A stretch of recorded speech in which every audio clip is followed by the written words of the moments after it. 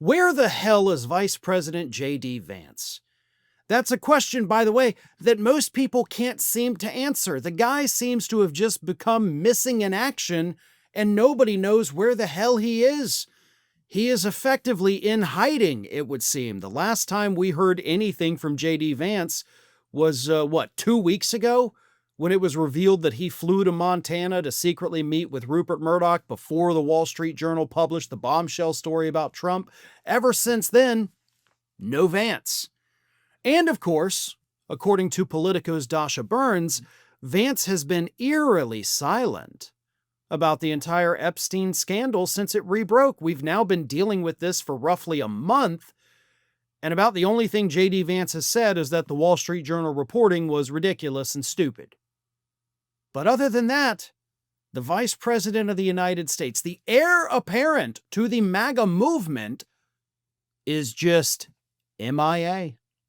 Here is what Dasha Burns said on MSNBC's Morning Joe this week. He, speaking of J.D. Vance, is trying to balance all of these different factors.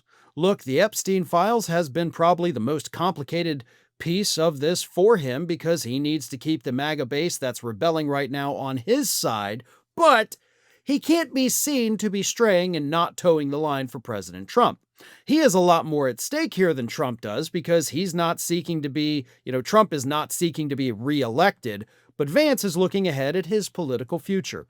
He's calculating his decisions based on 2028, and when you talk to people in his world, he tacitly does acknowledge that it is the big elephant in the room, and that's why it's so complicated for him to navigate Iran and to navigate Epstein, but he's really stuck between a rock and a hard place because he can't be seen breaking from Trump, but he's got to keep that connection with the MAGA base. He can't break from them either, or else his future is in trouble. So the answer of where the hell is J.D. Vance is he's hiding.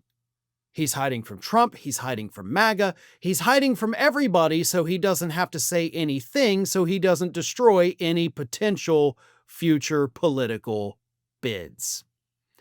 He's being a coward, in other words. He doesn't want to have to say what he thinks. He doesn't want to have to say what he knows. So he's just not saying anything and staying hidden under whatever rock it is he's crawled underneath. But I'm going to take it a step further, because it's not just that he's not saying things about the things that's happening, right? Donald Trump was in the Oval Office this week. Scott Bessent, for some reason, was there, even though this wasn't any kind of, economic discussion. Howard Lutnick, Marco Rubio, all these other cabinet members. Do you know who wasn't there? At least not that I saw. Maybe I missed it, but I'm pretty sure he wasn't there. J.D. Vance. So J.D. Vance is not just staying quiet. He's literally staying out of the picture. He's not being as involved in this administration as I think a lot of folks thought he would be. And it goes even before the Epstein stuff, too. J.D. Vance was just kind of the quiet, never see him guy. And I get it. A lot of vice presidents kind of are like that. But with Vance, it is a little more suspicious because Vance needs to be seen. Vance still wants to have a long political career. He's a younger guy. He has plenty of time. I mean, hell, based on the ages of people in Congress right now, after this administration, J.D. Vance could probably serve another 40 years because these idiots never retire. But nevertheless, sitting on the sidelines might give Vance the clearance to say, I never broke with Trump, I never pissed off MAGA. But at the same time, it's also going to get people the opportunity to label you as a spineless coward who didn't speak up when he had the chance to do it. Today's video sponsor is Hypnosio. Hypnosio is a revolutionary self-hypnotherapy app designed to transform your weight loss journey by addressing the root causes of weight management challenges. Unlike traditional weight loss methods that focus solely on diet and exercise, Hypnosio harnesses the power of your subconscious mind to create lasting behavioral changes.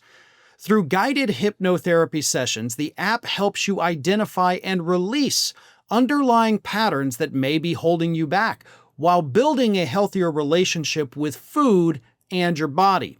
Whether you're struggling with emotional eating, poor eating habits, or maintaining long-term weight loss success, Hypnosio provides a science-backed approach to sustainable weight management.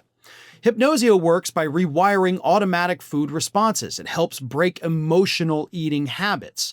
It reduces stress and cortisol levels, which creates a biologically favorable weight loss environment. And it teaches mindful eating, helps users recognize true hunger signals. And it builds emotional resilience, helps you overcome food anxiety and social eating struggles.